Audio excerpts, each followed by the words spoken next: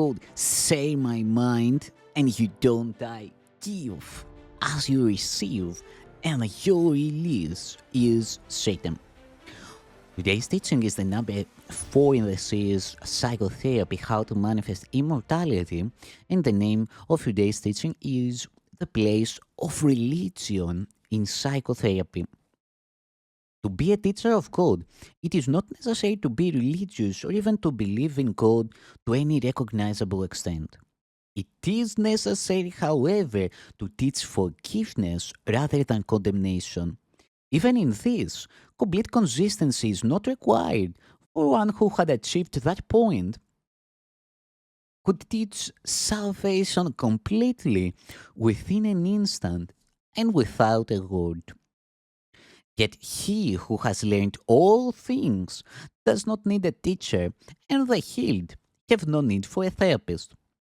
Relationships are still the temple of the Holy Spirit, and they will be made perfect in time and restored to eternity. Formal religion has no place in psychotherapy, but it also has no real place in religion. In this world, there is an astonishing tendency to join contradictory words into one term without perceiving the contradiction at all. The attempt to formalize religion is so obviously an ego attempt to reconcile the irreconcilable that it hardly requires elaboration here. Religion is experience. Psychotherapy is experience. At the highest levels, they become one. Neither is truth itself, but both can lead to truth. What can be necessary to find truth which remains perfectly obvious, but to remove the seeming obstacles to true awareness? No one who learns to forgive can fail to remember God. Forgiveness, then, is all that need be taught because it is all that need be learned. All blocks to the remembrance of God are forms of unforgiveness and nothing else. This is never apparent to the patient and only rarely so to the therapist.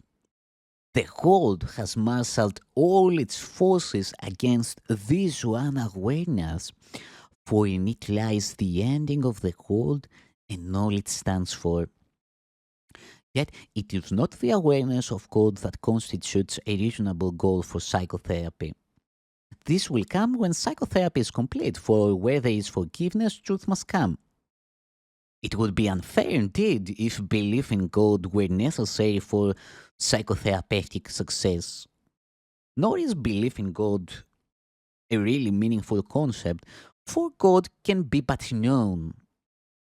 Belief implies that unbelief is possible, but knowledge of God has no true opposite. Not to know God is to have no knowledge, and it is to this that all unforgiveness leads. And without knowledge, one can have only belief. Different teaching aids appeal to different people. Some forms of religion have nothing to do with God, and some forms of psychotherapy have nothing to do with healing. Yet, if pupil and teacher joining in saying one goal, God will enter into their relationship because he has been invited to come in. In the same way, a union of purpose between patient and therapist restores the place of God to ascendance, first through Christ's vision and then through the memory of God himself.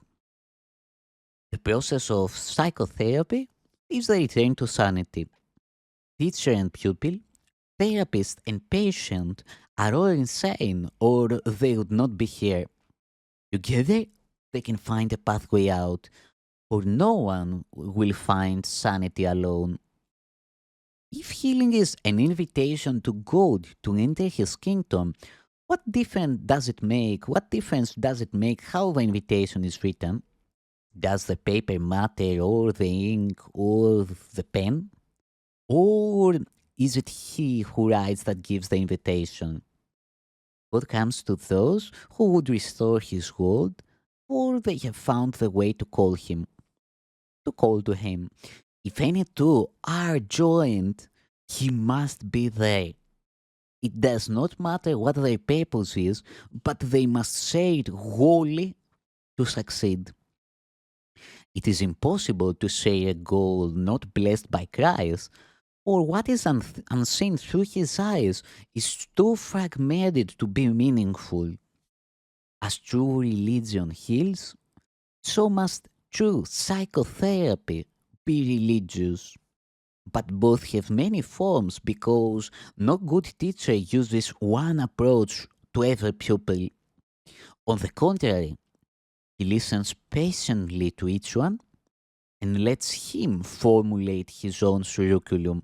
Not the curriculum's goal, but how he can best reach the aim it sets for him. Perhaps the teacher does not think of God as part of teaching.